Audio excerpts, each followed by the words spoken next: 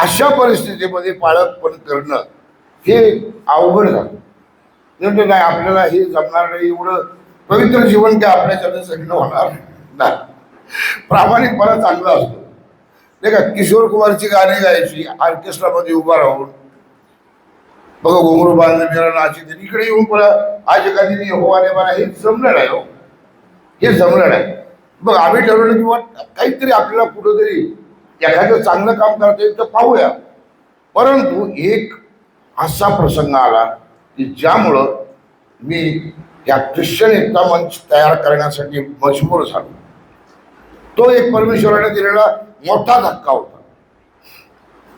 आणि मी खरंच मनापासून आभार मानेन बाळासाहेब ठाकरेंचा. मी मुद्दाम सांगत आहे, रीतादेने बघून सांगतोय असं नाही, बाळासाहेब ठाकरेंचं मी खरंच आभारी राहील, कारण त्यांच्यामुळे ही संघटना उभी राहील. 9 मार्च 2003 सामना पेपरमध्ये एक मोठी हेडलाईन झळकली, दुभते बंधूंचा धर्मांतराचा डाव हाणून पाडला. 9 मार्च 2003 सामना पेपरची हेडलाईन होती. आम्ही धर्मांतर करण्याचा डाव हाणून पाडला ही बातमी आली. वास्तविक ती खरी नव्हती, ही बातमी खोटी होती. आमच्याकडं माझे पुतणे बेंजामिन दुभते, आता ते मोठे पाळत आहेत, त्यांचा एक मित्र राहण्यासाठी होता. तो परेशान होता, त्याच्याकडे शिक्षणासाठी कपड्यासाठी पैसा नव्हता. मग तो आमच्याकडे राहायचा. आणि त्याच्या आईला कोणीतरी सांगितलं एका शिवसेनेच्या कार्यकर्त्याने की तुझा मुलगा आता त्याचं धर्मांतरण झालेलं आहे आणि तो गेला, तो परत येणार नाही. त्याच्या आईने आता काहीतरी खात्री करून घ्यायला पाहिजे. पण बाई म्हणले की ते एवढी खात्री करत बसत नाही, त्यांच्या डोळ्यावर कानावर खूप जास्त विश्वास असतो. लगेच त्याने पेपरमध्ये प्रतिनिधी काढला आणि पेपरमध्ये बातमी दिली. दुसऱ्या दिवशी पोलीस आले. माझं तर काही संबंध नव्हतं. मला आणि माझ्या मोठे बंधू बिशप ते आम्हाला अटक करून घेऊन गेले की तुम्ही याचं धर्मांतर करण्याचा प्रयत्न करीत आहात. मुलगा 18 वर्षाचा पूर्ण. आम्ही कोर्टात गेलो आणि एक ॲफिडेव्हिट तयार केलं. ॲफिडेव्हिट तयार करून कोर्टामधून ते ॲफिडेव्हिट घेतलं आणि पोलीस स्टेशनला नेऊन दिलं की असं असं आहे, हा मुलगा सज्ञान आहे, आम्ही असं काही केलेलं नाही. त्यावेळेचे PI त्या परळी वैजनाथमधले शोभासिंह सिंधू, त्यांनी लिटरली आई माईवर शिवाय दिल्या आणि आम्हाला हाकलून दिलं. त्यांना अगोदर पहिले आत टाकलं, आमच्या मोठ्या बंधूंना कसं तरी पाठवून दिलं आणि मी त्या लॉकअपमध्ये जाऊन बसलो. त्या ठिकाणी लॉकअपमध्ये बसलेला असताना मी विचार केला की माझ्याकडे कमीत कमी 200-500 मित्र आहेत, परंतु लॉकअपच्या बाहेर मला आतमध्ये का टाकलं हे पाहायला सुद्धा कोणी येऊ शकत नाही. तुम्ही वाईट कामं किती करा, मी जर रस्त्यात एकाला मारायला धरलं तर 100 पोरं लगेच काय झालं लगेच मारायला सुरू करू. पण जेव्हा परमेश्वराच्या नावासाठी आपल्याला एखादी प्रसंग आपल्यावरती येतो त्यावेळेस आपल्या बाजूला कोणीही उभा राहत नाही. आणि त्या लॉकअपमध्ये बसून मी असा विचार केला की कुणीतरी यायला पाहिजे. मी पूर्ण दिवसभर, मला सकाळी 11 वाजता बसवलेलं, 4 वाजता कोर्टामध्ये घेऊन गेलं. एवढा वेळ मी त्या सळ्यांमधून बाहेर पाहत होतो की कुणीतरी एखादा मित्र येईल आणि आपल्याला सोडून घेऊन जाईल, पण कुणीही आलं नाही. आणि त्या ठिकाणी ह्या ख्रिश्चन एकता मंचचा जन्म त्या लॉकअपमध्ये झालेला आहे. आणि तिथं मी विचार केला की इथून पुढं बाहेर निघाल्यानंतर जे कुणी अशा प्रकारच्या प्रसंगामध्ये ख्रिस्तासाठी असतील त्यांच्यासाठी मी जाईल, त्यांच्यासाठी मी जाऊन उभा राहील आणि यांना बाहेर काढेल. हा या ख्रिश्चन एकता मंचच्या जन्माचा इतिहास. त्यानंतर आम्ही जे समविचारी लोक आहोत, प्रमोद दादा, विश्वास ब्रदर, दयानंद ब्रदर, आमचे दुसरे 2 बंधू, आम्ही एकत्र येऊन हे सगळं रजिस्टर करायचं ठरवलं आणि 2006ला आम्ही हे रजिस्टर करून घेतलं यासाठी की आपल्याला अनेक लोकांपर्यंत पोहोचता यावं. आजही आमचा उद्देश तोच आहे. आणि आता बाळासाहेब ठाकरेंचे आभार यासाठी आम्ही त्यावेळेला ते सर्व होते आणि या प्रकारे ख्रिश्चनावरती अशा प्रकारे चालू होत. पण त्यांनी ते केलं नसतं तर आज ख्रिश्चन एकता मंच उभी राहिलेली दिसली नसते. म्हणून जे काही परमेश्वर करतो ते एका उद्देशाने करतो आणि निश्चितपणाने ही वाटचाल अशीच चालू आहे. अनेक वेळेला आपल्याला निराश केलं जातं, समाजातल्या लोकांकडून निराश केलं जातं, घरच्या लोकांकडून निराश केलं जातं. परंतु ज्या वेळेला आपण कन्सिस्टन्सी एखाद्या गोष्टीची ठेवतो तेव्हा ती गोष्ट वाढायला लागते. तुम्ही कितीही प्रयत्न करा त्याला समाजातून घालवण्याचा, ती जात नाही. कारण काय, आपण त्याच्यामध्ये कन्सिस्टन्सी ठेवलेली असते. आपण ज्या लोकांसाठी काही करू इच्छितो ही लोक आपल्याला शोधायची गरज नाही, आपल्या आजूबाजूला ती लोक आहेत. आपल्या बाळक लोकांना, आपल्या स्वार्थिक लोकांना किंवा अनेक वेगवेगळ्या प्रकारच्या समाजामध्ये हा त्रास होतोय, नाही का. पण यासाठी कुठेतरी आपण उभं राहणं गरजेचं आहे. हा विचार मी केला. कारण पालक पण ऍक्च्युअली करणे यासाठी तुम्हाला खूप काही पावित्र्याची आवश्यकता आहे, खूप काही करण्याची गरज आहे. पण या ठिकाणी मला एक गोष्ट लक्षात आली की तक्तपोशीच्या घरात राहण्यापेक्षा मंदिर, परमेश्वराच्या मंदिराचा द्वारपाळ होणे मला इष्ट वाटते. मग आपण कोण आहोत? मी स्वतःला परमेश्वराच्या मंदिराचा द्वारपाळ म्हणजे सेवक किंवा सिक्युरिटी गार्ड समजतो. आपल्यापैकी कोणी लातूरला जर कधी आला असेल तर आपल्याला निश्चितपणे एक गोष्ट दिसली असेल की आतमध्ये जर चर्च चालू असेल तर मी बाहेर खुर्ची टाकून बसलेलो असतो. त्याचं कारण असं की काही झालं तरी मला ओलांडूनच तुम्हाला जावं लागेल आतमध्ये. माझ्या लोकांना जर त्रास द्यायचा असेल तर पहिले मला भेटून मग आत जावं. मला वचन तर बाहेर पण ऐकू येईल माईकच्याद्वारे, पण मी कुणालाही जाऊ देणार नाही, हा माझा निश्चय आहे. त्याचं कारण असं की जर माझ्या लोकांचं संरक्षण मी करू शकत नाही तर मग त्याचा फायदा काय? तुम्हाला द्वारपाळ म्हणण्याचा अधिकार कुठे येतो? आपण द्वारपाळ कधी असा बघितला वॉचमन, कुठला सिक्युरिटी गार्ड की कोणी एखादं गुंड आला आणि त्याला सांगणार की या आतमध्ये या, मध्ये जा, दोन दोन काट्या घाला आमच्या माणसांना आणि तो जावा आरामशीर बाहेर. असला वॉचमन कुठे बघितलं आयुष्यात? तो अडवणारा, तिथं थांबवणारा हा वॉचमन असतो. मग आम्ही समाजामध्ये सुरुवात केली या गोष्टीला थोडस स्प्रेड करण्यासाठी. समोरच्या बाजूनं विरोध येत होता, विशेषतः पाळक लोकांचा विरोध. कारण पाळक लोकांचा प्रॉब्लेम असा आहे, पुरणकर पाळसं आहे, पाळक लोकांचं म्हणजे आता पुरणकर पाळसं चांगले आहेत, बाकी पाळक लोकांचा प्रॉब्लेम असा आहे की ते स्वर्ग म्हणजे त्याची एकट्याचीच ओनरशिप आहे, एकट्याचीच ओनरशिप. फक्त एकटा जाणार, बाकी कोई नाही आहे उधर. एक माणूस मेला, त्याला देवदूतांनी घेतलं आणि वरती घेऊन गेले. मग पेत्र, याकूब यांच्या सगळ्यांच्या भीती झाल्या. ते काल्पनिक कथा आहे, जास्त सिरियस होणार. आणि त्याला घेऊन गेले, पण चल तुला स्वर्ग दाखवतो म्हणे. मग स्वर्गामध्ये असे ग्रुप बसलेले होते, इकडे ग्रुप, इकडे ग्रुप, इकडे ग्रुप, इकडे ग्रुप. मग हा देवदूत त्याला सांगतोय, हा तिकडे ग्रुप, ती पलीकडे शियानाचा ग्रुप आहे, हे अलीकडे जे आहे तो मेथोडिस्टवाला ग्रुप आहे, इकडे या बाजूला कॅथलिकवाला. आणि हे ग्रुप त्यांना बघितला, ते शिव्या देते, एवढे चिडलेले, भयानक भयानक चिडलेले. त्या देवतांनी त्याला सांगितलं ह्यांच्याकडे बघू नको म्हणून, कारण तू स्वर्गात कसा आलास म्हणून बोंबला लागले. ती हे जी वरण्या लागली, ह्याला का आले, हे कसं काय स्वर्गात आला म्हणून वरण्या लागले, तिकडे लक्षच देऊ नको. म्हणजे एवढी परिस्थिती आपली, म्हणजे पाळक लोकांनी आपल्या डोक्यावर हॅमरिंग करून परेशान करून टाकलं. कोण स्वर्गात जाणार, कोण नरकात जाणार, हे सगळं आपले पाळक लोकच ठरवतात. त्यांनीच ठरवून टाकलं. ते गेलं, ते वायाच गेलं, संपलं. प्रॉब्लेम असा आहे की आपण कुणाचे जज आहोत का, कुणाचा न्याय आपण करू शकतो का, हा प्रश्न आहे. आपलं काम आपण करीत राहणे. शेवटी काय बरोबर काय, आता पाळक साहेबांना सांगताना मी मन लावून ऐकत होतो. दहावीच्या मायनस गोष्टी पण होत्या, प्लस गोष्टी पण होत्या. काही लोकांना मायनस आवडतात, काही लोकांना प्लस आवडतात. आता चुकलं तर काय करणार हो माणसं, चुकलं तर चुकलं, काय करणार त्याला.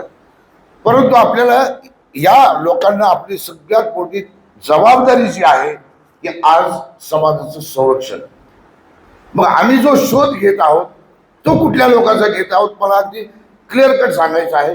कारण संघटना ही संकल्पना आपण जेव्हा सुरुवात केली त्यावेळेला बराच काळ मी या अभ्यासामध्ये घातला. कारण मी स्वतः बीटीएस असल्यामुळे मला बायबल अभ्यासाचा लाभ होतच, प्रश्नच नाही. कारण आपण त्याच्यामध्ये डीप जाऊन बघणार. पहिल्यांदा मला ही संघटना मोशेच्या काळामध्ये दिसली 100%.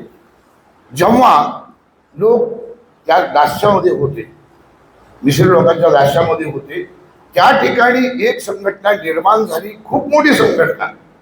आणि त्याला लीड करण्यासाठी या मोशेची निवड परमेश्वरानं केली. मला एक समजत नाही, आता परमेश्वर आपण जरा प्रश्न पण करू शकत नाही. मोशेला निवडणारा एक परमेश्वरच, त्या राजाचं मन कठीण करणारा एक परमेश्वर. असं स्पष्ट सांगितलं शास्त्रामध्ये की तो त्यानं देवाने त्याचं मन कठीण केलं. आणि मग आम्हाला कशाला पाठवलं? आम्हाला ह्या लोकांना जाऊ दे म्हणून तिकडे बोंबलत का पाठवलं? आणि मग पाठवलं तर त्याचं मन का कठीण केलं? जाऊ तर जायचं होतं. म्हणजे परमेश्वर हे करतो ते करतो. मला माहित नाही, आता ते पालक लोक बऱ्याचपैकी आपल्याला सांगू शकतील. म्हणजे मी त्या भानगडीत पडत नाही का, कारण बायबलवर बोलायचं म्हटलं की मग तो विषय दुसरीकडे जातो. तुमची आमची सैतानाची कुठेच भेट होत नाही. कोणाला भेटलंय का? हाय सिस्टर म्हणून, हॅलो ब्रदर म्हणून सैतान कोणाला भेटलंय का? आपल्याला पालक लोकांनी सांगितलं सैतान कार्य, ही सैतानी कार्य, हे आमचं. त्या विचारला किती त्रास आहे विनाकारण. काय म्हणून त्याला दोष देतात मला समजत नाही. तो आपल्याला कधी भेटलाय? हाय हॅलो कधी झाले? नाही झालं. आपण देवाजवळ जाऊन उभा राहतो आणि देव त्याला विचारते त्याचं काय झालं बरं? हा कुठून आले? आलो म्हणजे पृथ्वीवरून हिंडून फिरून इकडून तिकडून. विनाकारण त्याच्या बसलेल्या डोक्यामध्ये विनाकारण टाकले. माझा शेवट योग ह्याच्याकडे तुझं लक्ष गेलं नाही. आणि ते सुखाने झोपू द्या बाबा त्याला आठवण काढून दिली योगाची. मग ते खवळलं, त्याच्या पाठीमागं लागलं. देवाची सैतानाची भेट व्हायला लागली. देवाची आपली भेट होईना, सैतानाची आपली भेट होईना. मग आता कोणीतरी आलं की त्याला सैतान घुसलं तिच्या अंगात असं म्हणून आपण हे चाल. पण एक ठिकाणी माझ्या वाचनात आलेलं आहे की सैतानला अडवा म्हणजे तो तुम्हापासून पळून जाईल. आणि मग आपल्याला आपलं कर्तव्य हे आहे की या ठिकाणी आपल्याला ते अडवणं जरुरी आहे. मोशेला उभं केलं परमेश्वरानं, त्या राजाचं मन कठीण सुद्धा परमेश्वरानं केलं. परंतु ती एक गोष्ट खूप मनपूर्वक ऐकलेली आहे, वाचलेली आहे आणि त्यावरती अध्ययन केलेलं आहे. ती गोष्ट ही की त्याला लीडर बनण्यापूर्वी, या इस्रायलाचा नेता बनवण्यापूर्वी परमेश्वरानं त्याचं संगोपन हे राजघराण्यामध्ये केलं. लहानपणापासून मोशे हा राजघराण्यामध्ये वाढला. याचा अर्थ राजशिष्टाचार काय असतो, त्या ठिकाणी मागणी कशी करायची असते, हा तो त्याच राजाच्या दरबारामध्ये त्याच घरामध्ये शिकला. आणि तिथून शिकून नंतर तो बाहेर पडला आणि आपल्या लोकांसाठी उभा राहिला. कदाचित आपल्यासाठी ख्रिश्चन एकता मंच हे शिष्टाचार शिकण्याचं केंद्र असू शकतं पुढच्या काळामध्ये, की आपल्याला राजासमोर उभा राहून कसं मागणी करायची आपल्या लोकांसाठी. अजून तुम्हाला सांगतो, छळाला सुरुवात झालेली नाही. आपण फक्त काही गोष्टी ऐकत आहोत. शास्त्रामध्ये जो सांगितलेला छळ आहे तो अद्याप सुरूच झालेला नाही असं माझं वैयक्तिक मत आहे. कारण त्याच्यामधून आपल्याला निभाव लागणं खूप कठीण आहे असं शास्त्रामध्ये दिसतंय. पण आपल्याला त्यासाठी लोकांना तयार करावं लागणार आहे. आणि जेवढा प्रयत्न होईल तेवढा करून आपल्याला लोकांपासून या आपल्या समाजाचं संरक्षण करावं लागणार आहे. मला पहिली संघटना मोशेच्या द्वारे त्या ठिकाणी दिसली. मोशे रागीट होता. ज्या वेळेला आपल्या लोकांना हे मिश्रित त्रास देत आहेत असं वाटलं त्यावेळेस त्यांनी एका मिश्रणात तर गाडूनच टाकलं वाळूमध्ये. आपल्याला ते करायचं नाही. हे शिक्षण देण्यासाठी आपण अजिबात आलेलो नाही. कारण माझं आता मला असं वाटतं लाईव्ह चालू आहे, पाळ्यातलं पुदेशाला माझ्याकडे बघणार आहे आणि कॉमेंट वाचा तुम्ही. हे शिकवायसाठी दौडला बोलवलं होते का तुम्ही सगळे? हा वाळूच पुरवून टाका म्हणता. नाही असं नाही, मी उदाहरण सांगितलं. शास्त्रामध्ये तसं एक आहे, तो राग. तो राग एका लीडरच्या डोक्यात आला पाहिजे. तुम्हाला जर तुमच्या लोकांना त्रास दिला जातोय तर ती तुमची मनस्थिती बनली पाहिजे. ऍक्च्युली तुम्ही कोणाला पूर्णच टाकावं असं नाही, पण तितका द्वेष तुमच्या मनामध्ये निर्माण झाला पाहिजे, तेव्हाच तुम्ही लोकांसाठी बाहेर. नाही तर आपल्याला काय असतं ते काय ते पेंटिकॉस्टलचं होतं हो, ते रोज बोंबलत होतं हालेलुया प्रेझ बरं त्याला येऊन मारले. आमचा काय संबंध आहे त्याचा? त्याला कोणी सांगितलं होतं चमत्कार करत होतं चालली असल्यामुळे आम्हाला पण त्रास होते बघ. हे आम्ही जरी आम्हाला स्वतःला वाचवण्याचा प्रयत्न करीत असलो तरी आम्ही सदा सर्व काळ यापासून वाचणार नाही. एक दिवस ते आमच्यावर पण येणार, काही न करता येणार. ही छळाची सुरुवात आहे. संघटना गरजेची आहे, कारण आपल्या लोकांवरती अन्याय होत आहे. जिथं माणसांच्या जीवाचा प्रश्न निर्माण झाला त्या ठिकाणी मोर्चे हा उभा राहिला आणि आपल्या लोकांना लीड केलं. मी पुन्हा विचार केला की अजून काही संघटनेला आपल्याला रेफरन्स या बायबलमध्ये मिळतो का? मग माझ्या लक्षात असं आलं की शाऊलाच्या अंगामध्ये जेव्हा सैतान घुसला आणि तो दाविदाला मारून पावला, त्याला संपवण्याचा प्रयत्न करू लागला, इथेही जीवाचाच प्रश्न आला. दावीद जाऊन त्या खड्ड्यामध्ये लपला एका गुहेमध्ये आणि त्या ठिकाणी त्यानं ख्रिश्चन एकता मंचची स्थापना केली. दाविदानं गुहेमध्ये ख्रिश्चन एकता मंचची स्थापना केली. नाव दुसरं असेल, मी ख्रिश्चन एकता मंच असं म्हणतो. कोण होते लोक? या संघटनेमध्ये सामील झालेले लोक कोण होते? तुम्ही नीटपैकी वाचा, त्याची यादी तुम्हाला सापडेल. दरिद्री, गरीब, जीवाला वैतागलेले, जे आज आत्महत्या करू पाहत आहेत, असे ज्यांना जीवाची पण पर्वा नाही, असे 40 लोक दाविदानं त्या गुहेमध्ये एकत्र केले. ही संघटना आहे, लक्षात ठेवा. या संघटनाच आहेत. मी त्याला कुठलं नाव देतोय हा प्रश्न वेगळा आहे, परंतु जेव्हा जीवाचा प्रश्न निर्माण झालाय त्यावेळेला आपल्याला काही लोक आपल्या समविचारी संघटित करणं जरुरीच आहे, कारण ते शास्त्रामध्ये पाहायला मिळते आपल्याला. आपण काही शास्त्राच्या बाहेर जाऊन काही करतोय अशातला भाग नाही. म्हणून आपण वारंवार दाविदाचा का उल्लेख होतोय, कारण दावीद हा आपल्या सर्वांसाठी एक महत्वाचा लीडर आहे. जसं तो पाळक लोकांसाठी आहे, तसाच तो नॉन पास्टर्ससाठी आहे, तसाच तो महिलांसाठी आहे, तसाच तो पुरुषांसाठी आहे. आणि म्हणून आपल्याला पुढे जात असताना या गोष्टीचा विचार करणं गरजेचं आहे की जर एक गोष्ट आपल्या जीवावर येऊन ठेपलेली आहे तर निश्चितपणे आपल्याला त्यासाठी उभं राहणं जरुरी आहे. संघटन निर्माण करणं गरजेचं आहे. आताच्या सरकारमध्ये जर आपले बंधू लोक किंवा बहिणी ज्या आपल्या त्रासाला तोंड देत आहेत, अशा लोकांसाठी आपण डेअरिंगनं बाहेर निघणं गरजेचं आहे. बाहेर निघणंच गरजेचं आहे. प्रशासनाला, शासनाला, पोलीस स्टेशनला जाब विचारणं गरजेचं आहे. आपल्याकडे आता अनेक वकील लोक सुद्धा आहेत, त्यांना माहिती कायद्याची बऱ्यापैकी त्यांना माहिती. मला एवढी काय कायद्याची माहितीच नाही. मला काही गरज पडली तर मला फोन करावा लागतो, असं झाले काय करायचं, किंवा मग तो विभाग त्या वकिलाकडे सोपवून द्यावा लागतो. परंतु कायद्यामध्ये काय तरतूद आहे आपल्याला धर्मांतराच्या बाबतीत? माझं असं मत आहे की आपल्याला धर्म स्वातंत्र्य आहे आणि आपण ते आपल्या धर्माचं लोकांना सांगणे किंवा आपण पालन करणे हा गुन्हा नाही. हा गुन्हा कसा असू शकतो? आणि जर मी माझ्या देशाची, आता शिक्षक लोक आहेत, शिक्षक लोकांना माहिती आहे की सकाळी सकाळी विद्यार्थ्यांना ती प्रतिज्ञा मानावं लागते, भारत माझा देश आहे, सारे भारतीय माझे बांधव आहेत, माझ्या देशावर माझे. अरे रोज रट्टे खायचे, कोण म्हणायचे असले? तुम्ही यायचे आम्हाला लाथा घालायचे आणि उठून भारत माझा देश आहे, सारे भारतीय इकडून एक लाथ घालतात, तिकडून एक लाथ घालतात, असं असतं ते. कुणीतरी धुतरीत देतं येऊन चलत चलत. कालच पुण्याचा एक व्हिडिओ पाहिला, पुण्यामध्ये आपल्या काल घडले. कुणीतरी स्त्रिया आपलं ट्रॅक्स वाढत होत्या, त्यांना कितीतरी त्रास दिला चालला. भारत असा एकमेव देश आहे जगामध्ये ज्या ठिकाणी प्रार्थना करीत असताना लोक घुसतात आणि त्या ठिकाणी मारतात. जगात असा कुठलाही देश नाही, कोणताही देश नाही ज्याच्या प्रार्थना स्थळामध्ये घुसून मारलं जाते. पण हे का होते? कारण आपण विचारायला तयार नाही.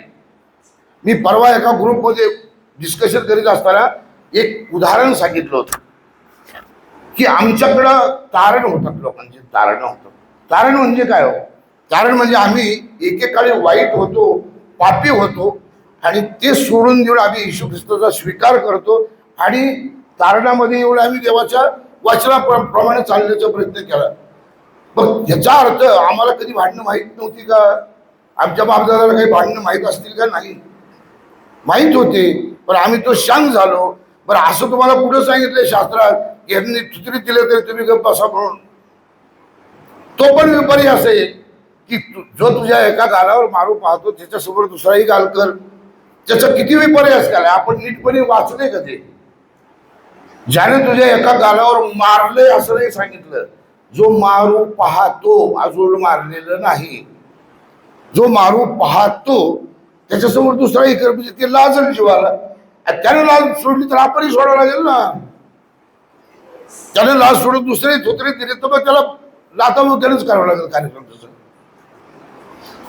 घाबरून पळा हा काही मार्ग नाही, मार खा हाही मार्ग नाही. आमच्या मते स्पष्ट असं आहे की सैतानाला आडवा म्हणजे तो तुमच्यापासून पळून जाईल.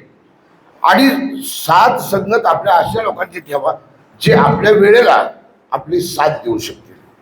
आपण 4-2 कार्यकर्ते आपले चिल्ले पिल्ले कुठेतरी घेऊन चालणार असं, आणि टाइम आला की बरं आपण एकटेच कुठे गेला, त्याने कुठे गेला, आम्ही कुठे पळाले, कोणच थांबत नाही. मग अशी लोक जवळ ठेवू नका. अशा लोकांच्या जीवावर कॉलर टाईट करून काय फायदा नसतो. जीवाला जीव देणारी अशी लोक आपल्याला जोडली पाहिजे आणि एकमेकाच्या जवळ आपण त्या मार्गाने आलं पाहिजे. माझ्या ख्रिस्ती बंधूला किंवा बहिणीला ती कुठल्याही पंथाची असो, शेवंतडेची असो, कॅथोलिकची असो, किंवा अजून कुठल्या सेनाय असो, सगळे परमेश्वराच्या नावानं गुडघे टेकतात, येशूच्या नावानं.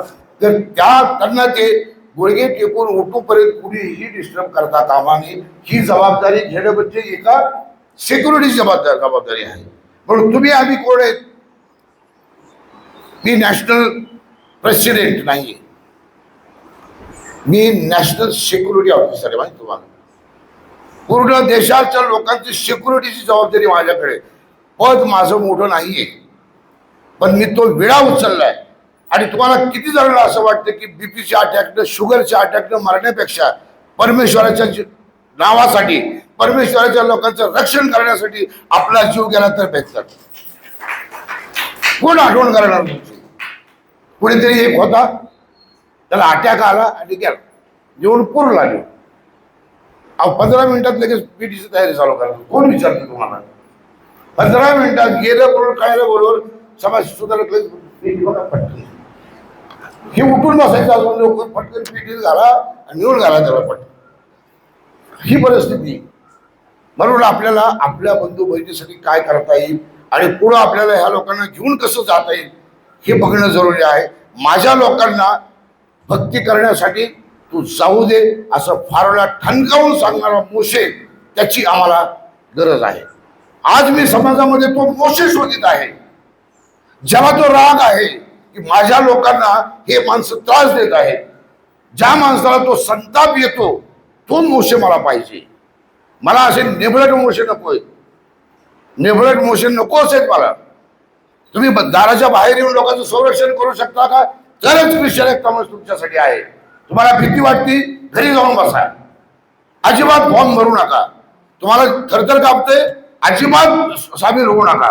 कारण इथं तुम्हाला जीवाचं बलिदान सुद्धा करायला लागेल, तर तुम्हाला करावं लागेल. आणि ते प्रॉमिस तुम्हाला आज करावं लागणार आहे. कारण उद्याचा येणारा काळ आपल्याला खुर्चीसाठी नाहीये. उद्याचा येणारा काळ हा आपल्याला सुखाचा, समाधानाचा किंवा फक्त राज्य करण्याचा नसणार आहे. उद्याचा येणारा काळ तुम्हाला आणि मला आपल्या आपल्या लेकरा बाळांसाठी, आपल्या समाजासाठी रडण्याचा, त्यांना सांभाळण्याचा काळ असणार आहे. म्हणून आपली ती तयारी असेल तरच आपण या गोष्टीमध्ये भाग घ्यायला पाहिजे. उद्या आपण काय कुठल्या परिस्थितीमध्ये जाणार आहोत? जागतिक परिस्थिती, आपल्या राष्ट्राची परिस्थिती अत्यंत बदलत आहे. आपण ज्यांच्याकडे आपलं संरक्षण म्हणून पाहतो हे लोक संरक्षण करू शकत नाही. हे लोक आपलं संरक्षण करू शकत नाहीत. हे स्वतःचे कापडे वाचवायला लागले. ते आपलं संरक्षण काय करणार?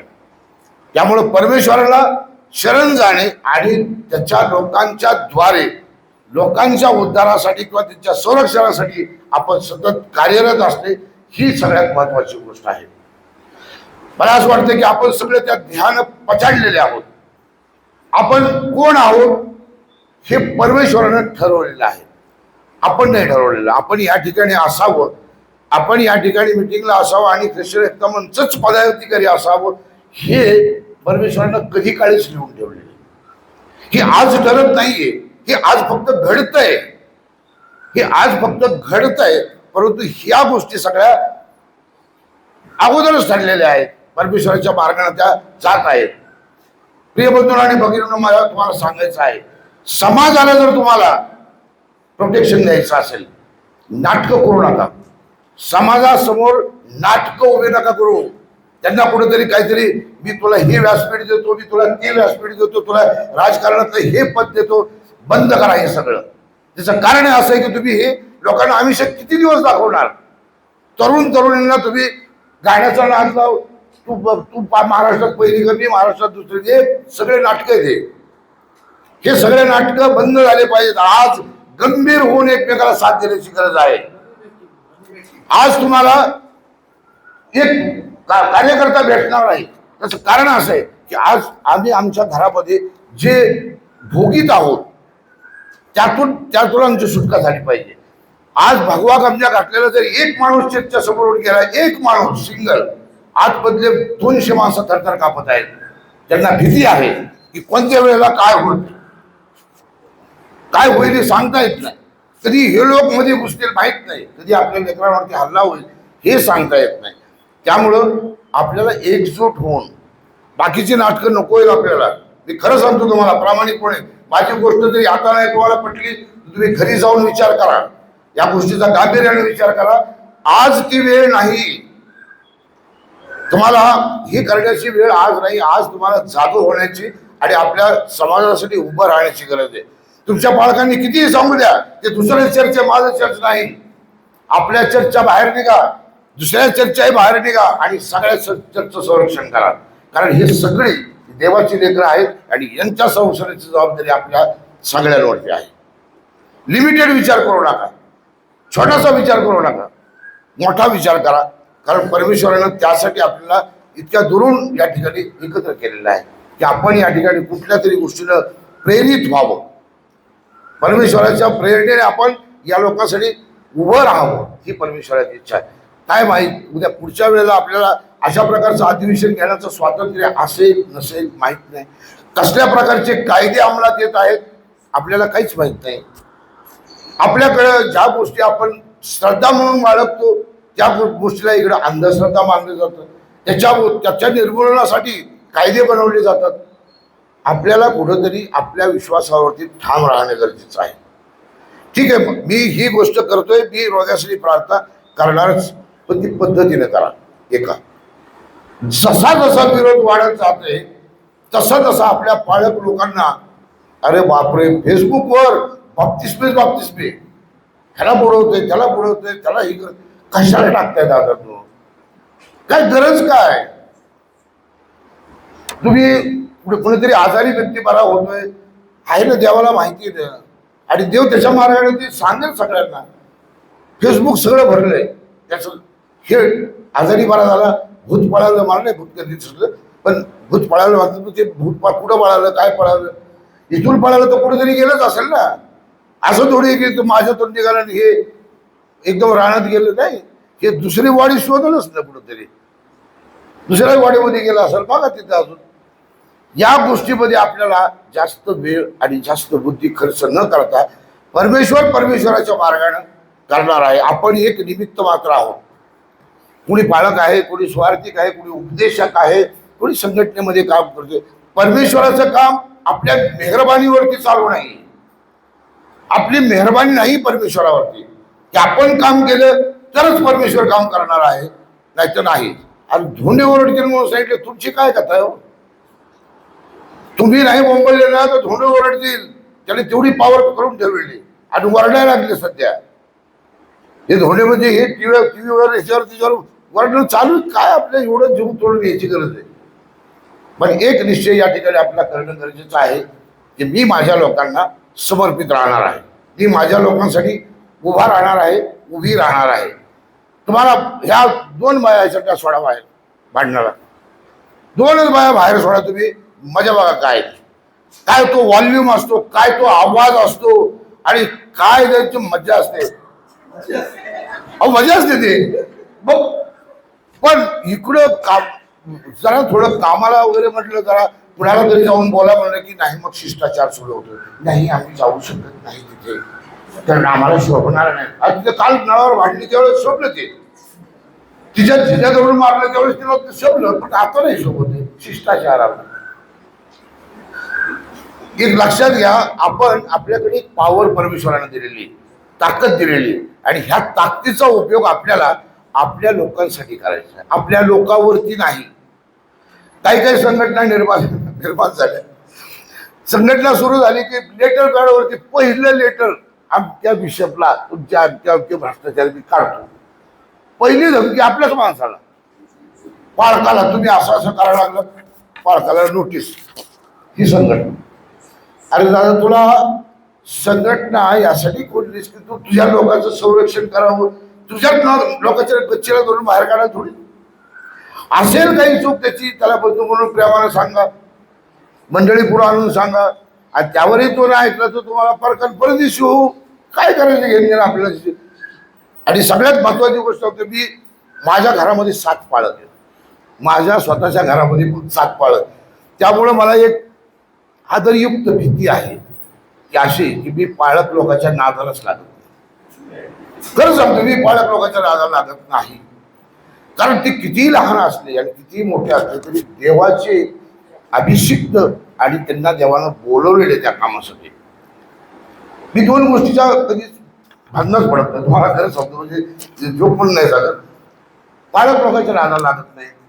आणि कोणी तिथं भविष्यवक्ता जर बोलत असला तर त्याच्या आजूबाजूला सुद्धा जात नाही. ते म्हणणार आपल्या हे राव तुम यस कल मरणे आलो, उद्या मरायचं आताच मरते.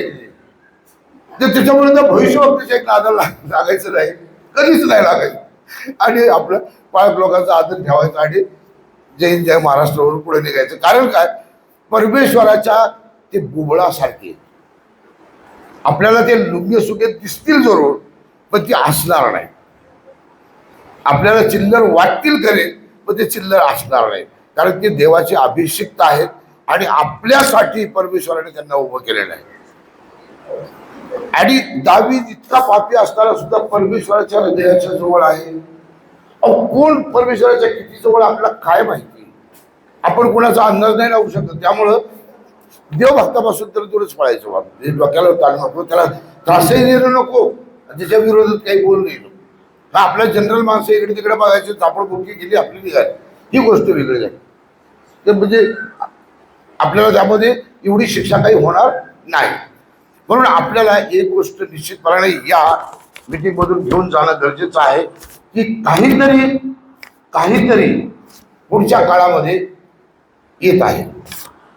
Something is coming up, definitely something is coming up. We never know what is that, but definitely something is coming up, and for that only the Lord has called us together. It was never before such a crowd, never before. And wherever I go, people are giving good response. They are standing with us. Why? Because there is something coming up. The Spirit of the Lord will definitely reveal that thing to the people of God, or someone whom the Lord talks. पण एक नक्कीच आहे की काहीतरी भविष्यामध्ये येत आहे आणि यासाठी आम्हाला आमची तयारी करणं गरजेचं आहे. होय, मला माहिती 12:30 वाजलेत, पण मी माझं पूर्ण केल्याशिवाय कसं बंद करू? भूक लागली आपल्याला शारीरिक, मला माहिती, पण मी माझं पूर्ण बोलल्याशिवाय मी बंद कसं करू? आणि तुम्ही उपाशी मला तरी मला काय घेतले नाही. म्हणून मी ती परवा अजिबात करणार नाही. मी माझं बोलणं पूर्णच बोलणार. मी 400 किलोमीटर उगाच आलो का ते 2-3 दिवस याच्यामध्ये उगाच घालतोय का? नाही, मी माझी लाजांच्या काढणार, तुमची काढणार. तुम्हाला आणि मला त्या येणाऱ्या गोष्टीसाठी तयार होणं गरजेचं आहे. मी तुम्हाला अजूनही सांगतो की छळाला सुरुवात फक्त झालेली आहे. हा छळ नव्हे, हा छळ नव्हे. छळ काहीतरी वेगळा असणार आहे, त्याचं स्वरूप काहीतरी वेगळं असणार आहे. त्यासाठी आपल्याला स्वतःची बांधणूक करणं गरजेचं आहे.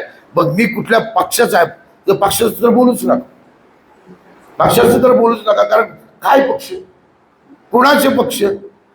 काल काँग्रेसमध्ये असलेले आज भाजपमध्ये, आज भाजपमध्ये तिकडे गेले की तिकडे उडी मारून तिकडे जातात. कुणाची काय विश्वासार्हता काय घेणार? काल जे धर्मनिरपेक्ष होते आज जातीवादी आहेत. काल जातीवादी इकडून पलीकडच्या विद्युतमध्ये आले की ते धर्मनिरपेक्ष झाले. विश्वास नका ठेवू. या सगळ्या व्यर्थ गोष्टी आहेत. आणि जर मला नक्की एक गोष्ट नक्की सांगतो, जर परमेश्वरानं मला खरेच त्या गोष्टीमध्ये साथ दिली तर राजकारण कशाला म्हणतील पुढच्या मीटिंगमध्ये सांगतो. राजकारणामध्ये गेलंच पाहिजे 100%, यात काहीच वाद नाही. पण ते कसं खेळायचं याची रणनीती आम्ही बनवत आहोत. की आपल्याला लवकरात लवकर आम्ही सांगू, जरूर सांगू. आणि ही आपल्या लोकांसाठी कसं बेनिफिशियल असेल हेच फक्त बघायचं, बाकी काहीच नाही. आपल्याला शिवाय देऊन निघून जाणार तसा विषय आपला नाही. पण आपला विषय फक्त आपल्या माणसांपुरता मर्यादित आहे. जे आपले विश्वासणारे आहेत यांना विश्वासामधून भयकवल्या जाते. लिटरली मी तुम्हाला सांगतो, यांना घेऊन जातात, यांना धमकी देतात, यांना सांगितलं जाते की तुम्ही असं असं बोला नाही तर आम्ही तुम्हाला मारू. आणि हे लोक त्याप्रमाणे करतात. आपल्याकडे धर्म स्वातंत्र्य नाही का? आहे. पण हे एक्झरसाइज करताना तुम्हाला थोडेसे डोक्याचे सेन्स पण वापरावे लागतील. हे निव्वळ म्हणजे शॉर्ट झाल्यासारखं वापर जमणार नाही. आपल्याला थोडंसं सावधानता बाळगावी लागेल. आपल्याला व्हॉट्सअप फेसबुकचा नाद जरा कमी करावा लागेल. ह्या ऍक्टिव्हिटीज फेसबुकवर टाकलेच पाहिजेत का? तरच देव बघणार आहे का? तुम्ही केलेला बाप्तिस्मा देवाला बघायसाठी फेसबुकवर टाकावं लागतो का? मग काय नाटकं चालली ती? यामुळे तुम्ही दुसऱ्यांनाही त्रासामध्ये आणत आहात. ही महत्वाची गोष्ट आहे. एक माणूस त्रासामध्ये नाही करतो, एक आणि सगळ्यांनाही. म्हणून आपल्याला पुढच्या काळामध्ये महिला सक्षमीकरण या गोष्टी माझ्या डोक्यामध्ये आहेत. मी खरं सांगतो, मला एक प्रोग्राम आहे, आम्ही काल पण डिस्कस करत होतो आणि बऱ्याच दिवसापासून करत आहोत. महिला सक्षमीकरण हे खूप गरजेचं आहे. कारण खरं सांगतो प्रामाणिकपणे, ही देवाच्या वचनाप्रमाणे आहे. आज कुठल्याच माणसाच्या हातात काहीच नाही. कुणाला मतदान करायचं ही बाई घरी सांगते, गपचूप जायचं ते नांगरावर टाकायचं, हा नाहीतर वापस आलं की याद राखायचं. बाईच ठरवते काय करायचं. मग ती सक्षम तरी झाली पाहिजे निदान, ती सक्षम तरी झाली पाहिजे तेवढ्या प्रमाणामध्ये. आज आपल्या विचार करा, मागच्या 50 वर्षापूर्वीची ख्रिश्चन समाजाची जी परिस्थिती होती, रेल्वेमध्ये जेवढे अधिकारी सगळे ख्रिश्चन होते. पूर्ण साऊथ पासून ते नॉर्थपर्यंत पूर्ण अधिकारी ख्रिश्चन समाजाचे होते. आज काय परिस्थिती? नायडू साहेबांसारखा एखादा अधिकारी आपल्याला पाहायला मिळतो. बाकी सगळे बिहार, उत्तर प्रदेश, यूपी तिकडच्या लोकांनी भरलेले. कालपर्यंत म्हणजे मागच्या 15 वर्षापर्यंत आपल्या ख्रिश्चन संस्था ह्या भारत देशामध्ये सगळ्यात मोठ्या प्रमाणावर शिक्षण देणार होत्या. आज परिस्थिती काय आहे, त्याचं बाजारीकरण कसं झालेलं आहे. आणि दुसरे लोक त्याच्यामध्ये इंटर होऊन आपले लेकरं काय करतायत. मॅक्झिमम ख्रिश्चन लोकांचे लेकरं कुठे गेला? दानियल रंग मारण. आपला मॅक्झिमम उद्योग काय झालाय? रंग मारणे. आपले लेकरू काय करते? नॉन मॅट्रिक, मॅट्रिकचे 2 विषय गेलेत. मग बाळासाहेबांना बोलवायचं, बाळासाहेब त्याच्यासाठी कुठेतरी बायबल ट्रेनिंगचं बघा. काही शिकत काय नाही, मग शिकत नाही म्हणून बायबल ट्रेनिंगला पाठवतोय. ते शिकणं त्याचे अभ्यास दोन लावू, विषय निघाला म्हणून बायबल ट्रेनिंग. त्यामुळं क्वालिटी लिडर्स तयार व्हायला तयार नाही, क्वालिटी पाळत लोक तयार व्हायला तयार नाही. ही किती गंभीर बाब आहे. आता बाळासाहेबांनी आपल्याला सांगितल्याप्रमाणे असे बायबलचे विश्लेषक किंवा अभ्यासक खूप कमी प्रमाणामध्ये होत आहेत. त्याचं कारण हेच आहे. आणि शिक्षणाचं प्रमाण कमी झाल्यामुळे आपल्या शैक्षणिक संस्था ज्या आहेत त्या डबघाईला आल्यात, बंद पडत आहेत. आपले लीडर्स लोक ज्या संस्थांच्या जागा आहेत कवडी मोल पैशामध्ये ते विकत आहे. माझ्याकडे कमीत कमी महाराष्ट्रातून 2-3 तरी फोन नक्की असतात दररोज की आमच्या बिशपने ती जागेची विल्हेवाट लावली, कुणीतरी ॲडव्हान्स घातला ती विकून टाकतात. या गोष्टी आपल्याला थांबवाव्या लागणार आहेत. जे कोणतं गव्हर्नमेंट असेल आपल्या फेवरचं असेल विरोधातलं असेल, पण जोपर्यंत आपण ओरडणार नाही तोपर्यंत सरकार आपल्याकडे लक्ष देणार नाही. जर एखाद्या आईला जुळे मुलं असतील आणि ते दोन्ही झोपलेले असतील तर आई जे बोंबलते त्याला लवकर जवळ घेणार बरं का. जे झोपले त्याला झोपून त्याला खापटीत वाटणार, ते दुसऱ्याला घेऊन फीड करणार. ही त्याचं वैशिष्ट्य आहे. जे बोंबलते आपल्याला जी एक जुळा भाऊ आहे दुसरा, आपल्या बरोबर जो जुळा भाऊ दुसरा आहे तो जोरजोरात बोंबलते म्हणून त्याला जवळ घेतले सरकारला आपण असेच शांतीने बसलेले आहोत. यामुळे आपल्याला इथून पुढच्या काळामध्ये या गोष्टी सरकारपर्यंत लोकांपर्यंत आपल्या पाळत लोकांपर्यंत पोहोचविणं गरजेचं आहे. आणि यामध्ये काय करता येण्यासारखं आहे ते आपण निश्चित पाहूया. आता मला असं वाटतं 1:15 झालं, सुळबुळ सुरू झालेले आहे, तरी आपण पुढच्या कार्यक्रमाकडे वळूया. आणि आपण माझं म्हणणं अगदी शांतपणे 3 ड्रॉप सायलेन्समध्ये ऐकून घेतलं, याबद्दल मी आपला मनापासून आभारी आहे. Thank you very much.